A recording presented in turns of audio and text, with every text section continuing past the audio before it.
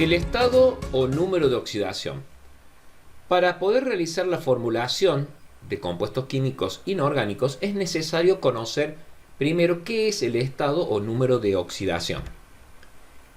El estado de oxidación de un elemento se define como la carga que tendría un átomo en un compuesto, suponiendo que todas las uniones fuesen iónicas. ¿Por qué decimos suponiendo? ¿Por qué está destacado suponiendo? Porque ustedes saben que hay enlaces covalentes, iónicos y metálicos. Si nosotros suponemos que todos los enlaces que se producen entre átomos serían iónicos, el valor del estado de oxidación sería esa carga necesaria para que se forme el enlace iónico, por más que deba compartir electrones. Vamos a suponer que uno lo cede y el otro lo toma, ¿sí? Para que se entienda mejor, diciéndolo de una forma más breve, podemos decir que el estado de oxidación es la capacidad de combinación de un átomo con otro, ¿sí? Entonces, esa capacidad se manifiesta de alguna forma, se representa, perdón, de alguna forma, como los naipes. Los naipes nosotros tenemos la sota, que tiene un valor de 10, el caballero tiene un valor de 11 y el rey tiene un valor de 12. Si jugamos a algunos de los juegos, como por ejemplo la escoba, se trata de ir juntando distintas cartas con distintos valores para formar 15. Sucede algo similar con los elementos. Los elementos tienen valores, esos valores se denominan estado de oxidación, y esos valores surgen de lo que dice esta definición. Es decir, que es la carga que tendría que tener un átomo para poder unirse a otro, independientemente del tipo de enlace. Suponemos que siempre son iónicos. Entonces, tenemos que el potasio tiene un solo estado de oxidación, más 1. Siempre el estado de oxidación consta de un signo y de un número. El signo positivo indica que puede entregar electrones y el signo negativo que puede recibir electrones. El número indica la cantidad de electrones que puede ceder y en este caso es la cantidad de electrones que puede tomar. Vemos que algunos átomos poseen más de un estado de oxidación. Incluso vemos algunos átomos que poseen estados de oxidación positivos y negativos, es decir, que pueden ceder o pueden tomar electrones. Todos estos valores están tabulados. ¿Qué significa? Están ya determinados en una tabla. Esa tabla ustedes la tienen en recursos y lo van a tener también en las actividades. Yo les he suministrado esta tabla que posee los estados de oxidación más habituales. No son los únicos, son los más habituales que van a encontrar. Esta tabla la tienen que manejar de acá hasta su egreso porque vamos a trabajar exclusivamente con esta tabla. Como verán, la tabla tiene los símbolos químicos, pero no tiene los nombres de los compuestos. Es decir, no se tienen que aprender de memoria los estados de oxidación, pero se tienen que saber, sí, los nombres de los compuestos químicos y cómo se representan mediante el símbolo. Perdón, el nombre de los elementos químicos y cómo se representan mediante su símbolo. Acá verán que dice el Cu, que corresponde a cobre, el símbolo químico Cu corresponde a cobre, tiene un estado de oxidación de más 1 y más 2. En algunos casos pueden encontrar un estado de oxidación así, como este del nitrógeno, que dice más menos 3,5. Eso significa que tiene más 3, menos 3 y más 5 de estado de oxidación. Entonces, ven que esto representa todos los estados de oxidación en las capacidades de combinación que poseen los elementos entre sí. ¿De qué se trata hacer la fórmula química? Se trata básicamente de poder unir a estos elementos para que formen compuestos. Las primeras familias de compuestos que vamos a ver van a ser los óxidos. Los óxidos son compuestos binarios, es decir, formados por dos elementos, en donde uno de ellos es sí o sí oxígeno. Es decir, para yo tener un óxido, debo tener un oxígeno con algún otro elemento de la tabla periódica. Si el elemento que se combina con el oxígeno es un metal, entonces estamos en condiciones de decir que el compuesto que se forma es un óxido básico. Si el elemento que se combina con el oxígeno es un no metal, el compuesto se denomina óxido ácido. Antiguamente se los llamaba anhídridos y lo van a encontrar así en muchos tutoriales y muchos ejercicios que existen en internet. Es importante saber que el número de oxidación, el número de estado de oxidación que se le asigna al oxígeno en los óxidos es -2. Siempre es -2. El oxígeno en los óxidos trabaja con la carga, con el estado de oxidación -2. A excepción de cuando reacciona con el flúor, que es tremendamente electronegativo y va a reaccionar con +2. Esa es la única excepción, y los peróxidos que no vamos a entrar tanto en detalle, ¿sí? Entonces, sabiendo esto, vamos a ver cómo se formulan los óxidos. Formulación de óxidos. Supongan que yo les digo que realicen la fórmula del óxido de potasio. Ustedes van a la tabla, ubican el potasio y ven que su estado de oxidación es +1. Entonces, lo colocan, potasio, colocan arriba +1, oxígeno -2, que es el estado de oxidación que acordamos que íbamos a utilizar exclusivamente. ¿Cómo obtengo la fórmula? Sencillo. Si fuera el juego de las cartas de la escoba de 15, tendremos que juntar 15. Acá se trata de que haya la misma cantidad de cargas positivas que negativas. Es decir, si tengo -2, tendría que tener +2.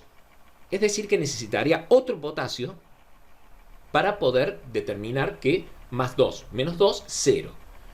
Eso se denomina electroneutralidad. Hay una forma mecánica de poder hacerlo. La realidad es esa. O sea, yo coloco tantos potasios como sea necesario para que las cargas den 0. Pero hay una forma mecánica. Por ejemplo, si yo tomo que el 1, que es el estado de oxidación del potasio, lo cruzo y lo coloco debajo como subíndice del oxígeno, me está diciendo que voy a necesitar un oxígeno. ¿Sí? Si realiza la misma operación pero con el oxígeno, ahora la carga lo coloco como subíndice, me dice que necesito 2 potasios por cada oxígeno para que las cargas de 0. Lógico. 2 por 1, 2 positivo. 1 por 2, 2 negativo. 2 positivo, 2 negativo, 0. O sea que volvemos un poquito hacia atrás, lo volvemos a hacer. 1 es la carga, lo coloco como subíndice del oxígeno. 2 es la carga del oxígeno y lo coloco como subíndice del potasio. En definitiva, la fórmula del óxido de potasio es potasio 2, oxígeno 1. ¿Sí? Fíjense que no le he puesto el signo más ni menos, porque acá estamos hablando ya de átomos. Acá estamos hablando de estado de oxidación. Entonces, en lo que se denomina atomicidad, o sea, la cantidad de átomos, no debe aparecer ningún signo más ni menos. Si lo colocan, va a estar mal. Entonces, cuando ya tengo la fórmula, tengo que verificar lo siguiente. En química, el número 1 como subíndice para decir hay un átomo de oxígeno no se coloca, porque al estar el símbolo químico ya hay uno. Entonces, lo borraremos. La fórmula correcta del óxido de potasio es potasio, 2 oxígenos. 2 átomos de potasio, 1 átomo de oxígeno. Vamos con otro ejemplo. El óxido de calcio. Busco en la tabla, observo el óxido de calcio que tiene un estado de oxidación +2. Planteo el calcio, planteo el oxígeno, porque estamos hablando de óxido, así que siempre va a ser con oxígeno. +2, estado de oxidación para el calcio, -2 para el oxígeno. Voy a hacer el tema del cruce. Cruzo el estado de oxidación y lo pongo como atomicidad en el oxígeno. Cruzo el estado de oxidación y lo pongo como atomicidad del calcio, cantidad de átomos. Fíjense lo siguiente. Si yo tengo -2 y +2, necesito 1 de cada uno, no necesito 2 de cada uno. Por eso, cuando los subíndices puedan simplificarse, deben simplificarlos. La fórmula correcta, simplificando este 2 con este 2, sería la siguiente. El óxido de calcio tiene una fórmula de calcio-oxígeno. Un átomo de calcio, un átomo de oxígeno.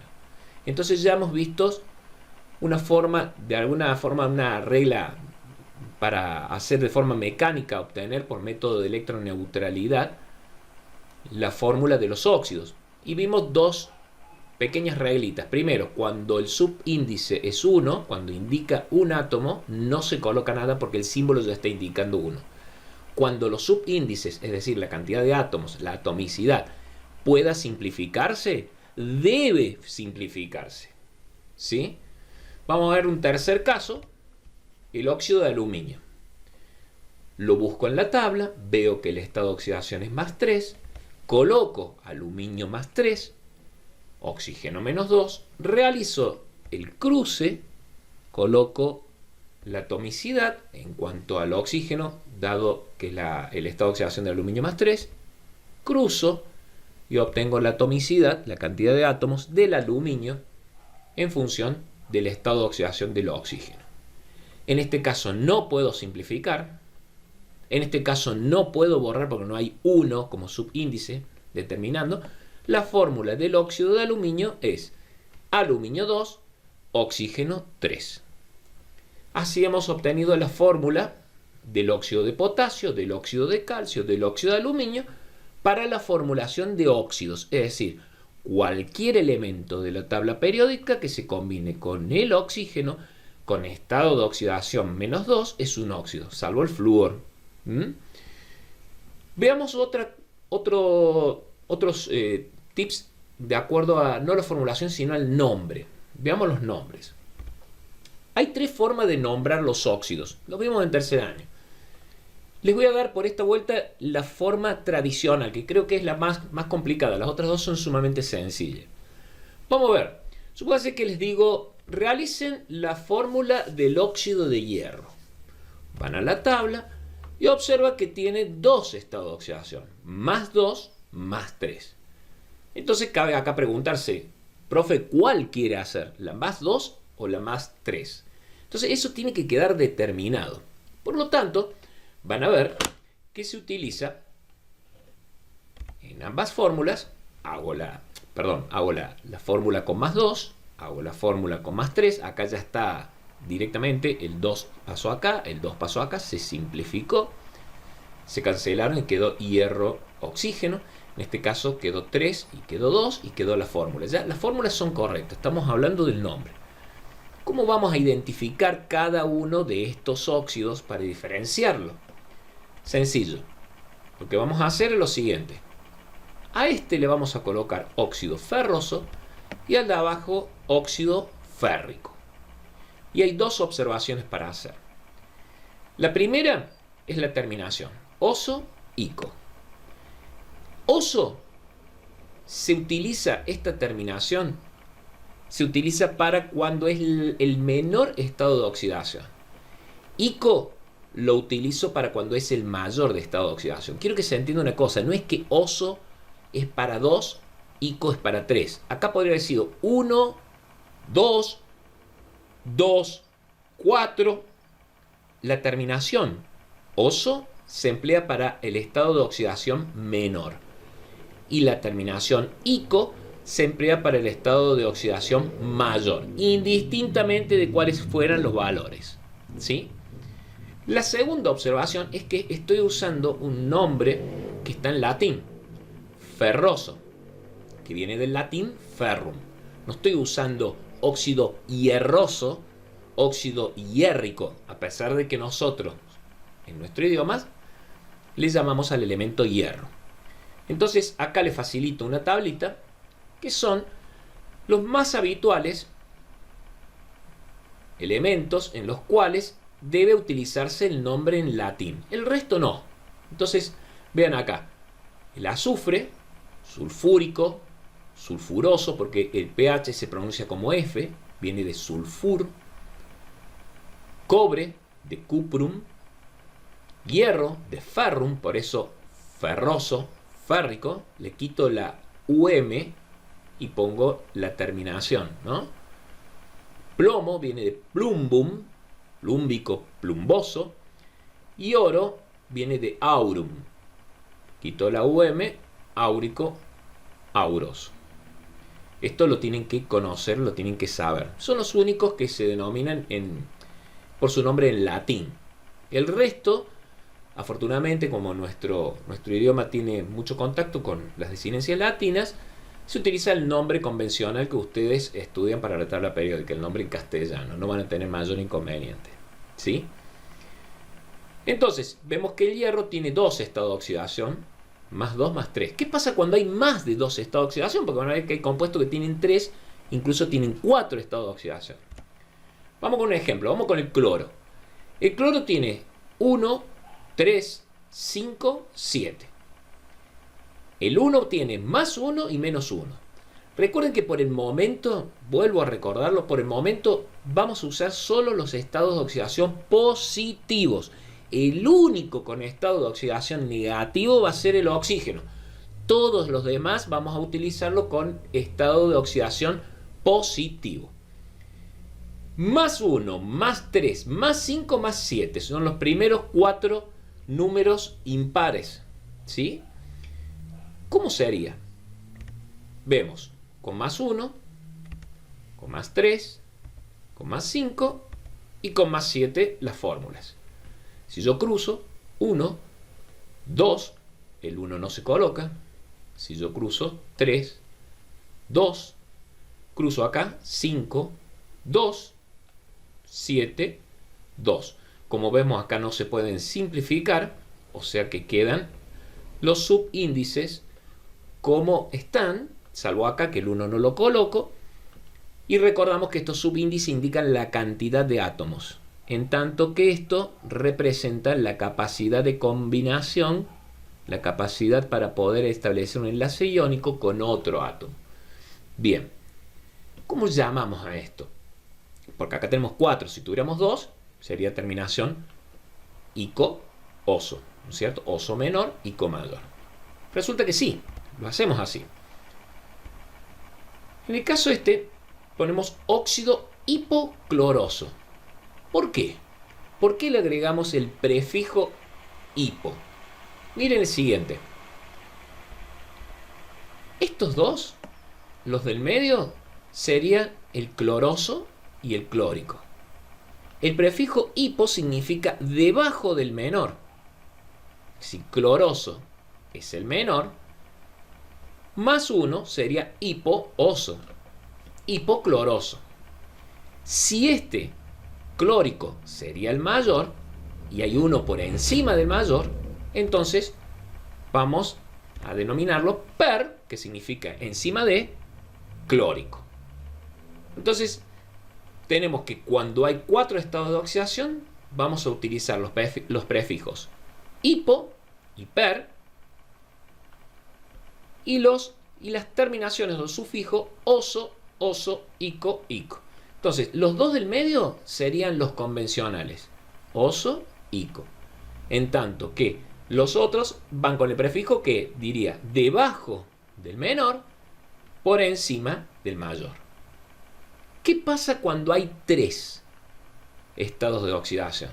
Hay elementos que tienen 3. Vamos a suponer que este no existe. Vamos a empezar desde acá. Hipo, oso, oso, ico. Y vamos a saltear este.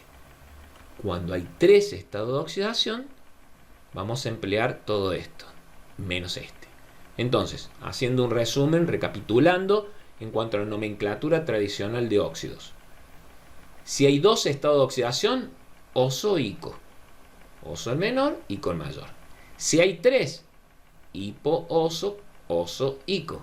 Si hay 4, hipooso, oso, ico, per, ico. En el centro va el nombre del compuesto. El nombre, del elemento. Si es en castellano, en castellano. Y si son de la lista que les di anteriormente, que están en latín, pondrán el nombre en latín menos esa terminación UM que tiene. ¿Sí? Espero que le haya sido de utilidad. Próximamente vamos a ver las otras 2 tipos de nomenclatura que hay. Y bueno, vamos a hacer primero unos ejercicios saliendo lo mismo que dijimos para orgánica.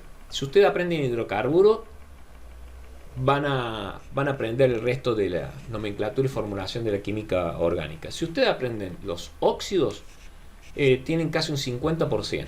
Después vamos a ver otras familias de compuestos y van a ver que es muy fácil formularlos o nombrarlos. Que tengan un buen fin de semana. Quedo atento a lo que ustedes necesiten consultar.